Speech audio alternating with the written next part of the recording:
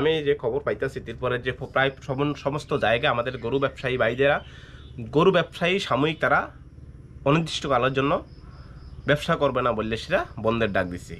এই ডাকে আহ্বান দিছে সমস্ত জনগণ থেকে শুরু করে সমস্ত শুভবুদ্ধি সম্পন্ন মানুষ যারা আছে এই সমাজের, এই দেশের, এই রাজ্যের, তারা এটা অ্যাপ্রিসিয়েট করছে বা তারা এর সহযোগিতা করতেছে, তারা এই সিদ্ধান্তকে সাধুবাদ জানাইতেছে।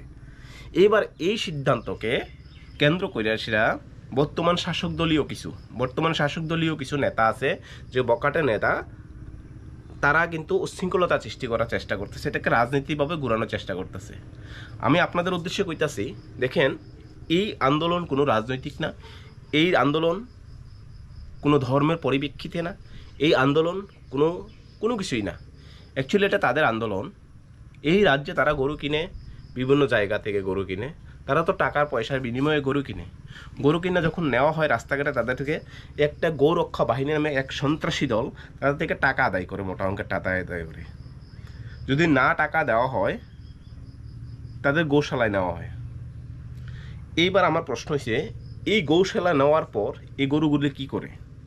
আমি যারা গৌরক্ষা বাহিনী আছেন তাদেরকে আমি চ্যালেঞ্জ করতেছি, যদি হিম্মত থাকে, আমাদের মধ্যে যদি হিম্মত থাকে, গোশালার মধ্যে এসে একটা লাইভ ভিডিও করেন, ভিডিও করে সে সোশ্যাল মিডিয়াতে দেখান যে আমাদের এইভাবে গরু নিয়ে সেটা এই জায়গায় রাখতেছি, এই দেখেন লালন পালন করতেছি, রাজ্যের মানুষ দেখুক, সাধারণ জনগণ দেখুক। আমি আপনাদের চ্যালেঞ্জ করতেছি, যদি আপনি পারেন, গোশালায় কত হাজার কত শয়ে গরু না খাইয়া অনাহারে কিভাবে মরতেছে। এবার মূল ফান্ডাটা আছেন, এই যে গৌরক্ষা বাহিনী তারা চাঁদা আদায়ের যে লক্ষণ আমি কইতাছি, তাদের যে মূল ফান্ডা কি, তাদের ইনকামের সোর্স কি, তারা কি কারণে এই গৌশালা গৌরক্ষা বাহিনী নামে হিন্দুদের আজও বোকা বানাইতেছে। মনে করেন আপনার গরু বিক্রি করা হয়েছে, মনে করেন আমি কখনো কোনো ধর্মের ভিত্তিতে না, কোনো জাতের বিরুদ্ধে না, মনে করেন আমি অবশ্যই সম্মান করি, যেহেতু একটা মানুষ বা একটা জাতি, একটা সম্প্রদায় গরুকে মা হিসেবে সম্মান জানায়, একটা পশুকে মা হিসেবে সম্মান জানায়, এতটুকু আমি তো সম্মান করি। কারণ একটা পশুর প্রতি আমরা সহনশীলতা দেখা বা পশুর প্রতি মায়া মমতা থাকাটা, সেটা কর্তব্য প্রত্যেকটা মানুষেরই। যেমন আমার নবী বিড়াল ভালোবাসতেন, ঠিক আছে, বিড়াল ভালোবাসতেন।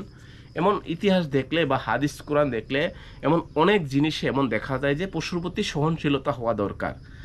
আর ইসলাম ধর্মে কইছে পশুর প্রতি সবসময় সহানুভূতি দেখানো দরকার। কোনো পশুকে তুমি লালন পালন করো বা যেগুলি বিষাক্ত ক্ষতি হইতে পারে, তাদেরকে প্রথমে ক্ষতি করতে না, অথচ দেখলে কোনো কিছু দেখার আবার আদেশও দিছে যে তুমি মারতে পারো, যেগুলি ক্ষতি করে, মানব জাতির ক্ষতি করতে পারে, তোমার ক্ষতি করতে পারে, তোমার পরিবারের ক্ষতি করতে, এদিকে আদেশ দিছে।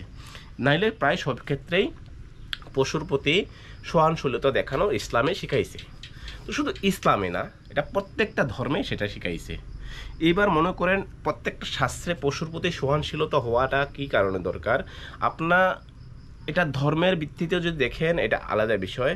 তবে আপনারা যদি ভৌগোলিকভাবে বা পৃথিবীর যে সৃষ্টির বা মানব জীবন যে সৃষ্টির এই বিষয়গুলি দেখেন, তবে দেখেন প্রত্যেকটা মানুষের কুকুরের একটা অবদান আছে আমাদের এই জীবনে, আমার মানব জীবনে বিরাট বড় একটা অবদান আছে। আমরা যখন মোবাইল ব্যবহার করি, আপনার যে স্যাটেলাইট দেখতেছেন, আপনি যে টিভি দেখতেছেন, এই যে ইনোভেশন মানে আবিষ্কার হয়েছে, যা কিছু হয়েছে, প্লেন মনে করেন যা কিছু, যে আর স্যাটেলাইট যা কিছু হয়েছে, এটার ভিতরে কিন্তু একটা কুকুরের বিরাট বড় অবদান আছে।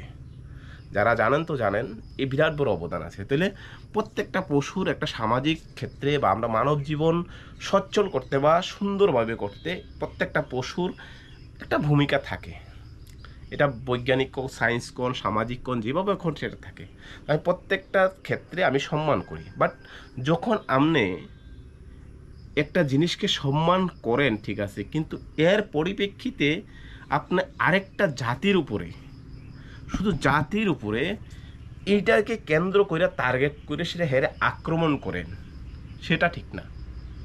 সেই বিরুদ্ধে আমি কথা কই।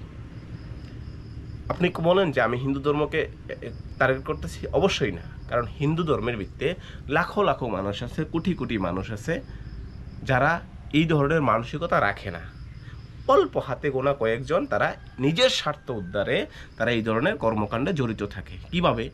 গোশালায় নিল, আটকাইলো, মোটা অঙ্কের চাঁদা দাবি করলো, গুন্ডা পান্ডা করলো, মোটা অঙ্কের টাকা না দিলে গোশালায় দিল, গোশালা আবার ব্যবসা বাড়িতেছে, তোমার এত গরু দাও এত টাকা দেবো। কারণ গোশালা যারা রক্ষা, সরকারের একটা বড় একটা ফান্ড দেওয়া হয় তাদেরকে। এবার একটা গরু নিলে মনে করেন এত টাকা দিব, 2টা গরু নিলে এত টাকা দিব। ওই যে গরু রক্ষা বাহিনী তার সাথে আবার লিঙ্ক আছে, তুমি এতটা গরু দাও এতটা। তাহলে গরুটা দিলে কি হইব, গরুটা দিলে গরুটার ফান্ডে খাওয়া লইব, একটা গরুর লেগে এত টাকা বরাদ্দ। একটা এক্সাম্পল সিম্পল, একটা গরু লেগে এত টাকা বরাদ্দ, তাহলে 2টা গরু হলে এত টাকা বরাদ্দ, আমার যতটুকু লাগে আর কি। তাহলে এইভাবে যায় এসিরা তারা একটা স্ক্যাম করার চেষ্টা করে এই সমাজে বা এই রাষ্ট্রে, এই রাজ্যে। আপনারা যদি জানেন, যারা গো রক্ষা বাহিনী আছে, আপনারা আবারও কইতেছে, আপনারা গোশালায় গিয়ে এসেরা ভিডিও, লাইভ ভিডিও করে মানুষকে দেখেন আমরা গোমাতাকে উদ্ধার করে এনেছিরা এইভাবে সুন্দর করে রাখতেছি, দেখেন এইভাবে সুন্দর সুষ্ঠুভাবে রাখতেছি, এইভাবে কত আরামদায়কভাবে রাখতেছি। আপনি দেখান, প্রমাণ থাকলে দেখান, দেখি না হিম্মত কতটুকু আছে। তাইলে এইটা কিন্তু কোনো জায়গা ওই মিডিয়া টিডিয়া কোনো কিছু যাইতে দেয় না। তাহলে আমার কত হয়েছে, আপনারা যারা হিন্দু ধর্মে আছেন, মনে করে আমরা গৌমাতাকে হত্যা করি, তাহলে আমরা এই জিনিস আর ধরবো না। কারোর মারে হত্যা করার আমার ক্ষমতা নাই, ইভেন আমি কারোর মা হত্যা করে এসে এখানে উচ্ছৃঙ্খলতা সৃষ্টি করার চাই না। দেখ, 1 নাম্বার। এবার প্রশ্ন হয়েছে, সারা ত্রিপুরাজ্যে যখন গরু বাজার প্রায় বন্ধ হইতাছে, আমি তাদের কাছে কইতাছি, আপনাদেরকে বিভিন্নভাবে রাজনৈতিকভাবে চাপ দিয়ে সেটা বিভিন্নভাবে হয়রানি করার চেষ্টা করতেছে, আমি জানি। তবে এই আন্দোলন কিন্তু আপনার না, এই আন্দোলন কিন্তু আমার না। এই আন্দোলন হচ্ছে আপনার ছেলের, আপনার ভবিষ্যতে ইনসিকিউর করার জন্য, তাদের সিকিউর লাইফ। কারণ আজকের দিনে যদি আপনি এই আন্দোলন একতা না করেন, তাহলে আগামী ভবিষ্যৎ খুবই কঠিন। আপনারা সিম্পল একটা জিনিস ভাবেন, এই ভারতবর্ষ প্রায় 1200 থেকে 1700-1500 বছর মুসলমান রাজত্ব করছে। এই ভারতবর্ষ, এই দেশ, ইতিহাস ঘাটলে বুঝবেন, সেই দেশে, যেই দেশে মুসলমান শাসন করছে, সেই দেশে মুসলমানরা আজ সংখ্যালঘু। এর জন্য দায়ী আপনার অন্য ধর্মের লোকেদের দিলে হইতো না, অন্য জাতির দিলে হইতো না, এর জন্য দায়ী আমরাই, এর জন্য দায়ী আমরাই। আমরা শিক্ষারে প্রাধান্য দিই না, একতারে প্রাধান্য দিই না, আমরা নিজের নেতা মনে করি, আমরা নিজেকে বড় লিডার মনে করি, আমাদের একতা করার অভ্যাস নাই। আপনি দেখেন বিশালগড়, ছোট্ট একটা জায়গা, কত পরিবার আছে মুসলমান, প্রতিদিন খবর খুললে এটি যন্ত্রণা থাকুন জানা। বিশালগড় প্রতিদিন, প্রতি সেকেন্ড, প্রতি মুহূর্ত কি যেন কিতা আছে এই জায়গা, খুব ভাবতে অবাক লাগে। এই রাজ্যের ভিতরে আজকের দিনও অনেক লিডার আছে, মুসলমানদের সংখ্যালঘু উন্নয়ন কমিটি, মুসলমানদের নাম দিয়েছে, তারা পদের জায়গায় আছে, মুসলমানদের ইউজ করে সেটা, অথচ মুসলমানদের দুঃসময়ে কেউ পাশে থাকে না। একজন বয়স্ক মানুষ ধারে টাইনা ছিটছে, তার প্রতিবাদ নাই। শরীফুল ইসলাম রে হত্যা করছে, কিভাবে হত্যা করছে সবাই জান, তার প্রতিবাদ নাই। সারা রাজ্য চুপ। প্রতিনিয়ত মুসলমানদের উপর আক্রমণ হইতেছে, মুসলমানরা চুপ। কারণ কি জানেন?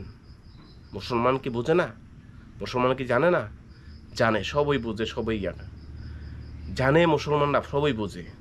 একমাত্র রাজ্যের শান্তি সম্প্রীতি ঐক্য যাতে বিনষ্ট না হয়, সেদিকে রাজ্যের সংবিধান যাতে মানে সংবিধান যাতে ক্ষতি না হয় সেদিকে লক্ষ্য করে, আইন যাতে বিঘ্নিত না হয় সেদিকে লক্ষ্য করে, রাজ্যের সব কিছু যাতে স্মুথলি রানিং করে সেদিকে লক্ষ্য করে, আইনের প্রতি শ্রদ্ধাশীল, প্রশাসনের প্রতি আস্থাশীল। সেই কারণে মুসলমান চুপ। কারণ মুসলমানরা বিশ্বাস করে, এই রাজ্যের মুসলমানরা বিশ্বাস করে রাজ্যে আইন আছে, প্রশাসন আছে, সব কিছু বিচার হইব। এই কারণে মুসলমানরা চুপ।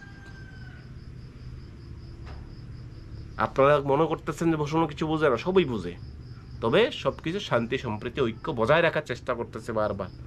কারণ তারা বিশ্বাস করে, অধিকাংশ সকল অংশের মানুষ, সকল ধর্মের মানুষ চায় শান্তি সম্প্রীতি, তার সাথে আমরাও চাই সেটা। এই কারণেই কিন্তু হাতে গোনা কয়েকজন তারা উচ্ছৃঙ্খলতা সৃষ্টি করার চেষ্টা করে। এগুলি নামদারি হিন্দু, এগুলি হিন্দু না। এটা হিন্দু ধর্মকে প্রতিনিয়ত বদনাম করতেছে, মানুষের কাছে হাসির খোরাক করতেছে। আমার প্রশ্ন, যারা আজকের দিনে নেতাগিরি করতেছেন বা এই যে গরু বাজার যে বন্ধের যে ব্যবসায়ীদের যে বন্ধের ডাককে বিভিন্নভাবে বিভিন্ন জায়গায় উদয়পুর জামজুরি থেকে শুরু হয়ে বিভিন্ন জায়গায় এটা বানচাল করার চেষ্টা করতেছেন, কামিয়াব হবে না। আমি প্রত্যেকটা মানুষের কাছে কইতেছি, আপনারা একদম স্ট্রং থাকেন নিজের জায়গায়। যতক্ষণ না সরকার, যতক্ষণ না প্রশাসন এর সিকিউরিটি দিব, গ্যারান্টি দিব, সুরক্ষার ব্যবস্থা নিব, ততক্ষণ আপনারা চুপ। এই আইন চলবে, চলছে, চলবে।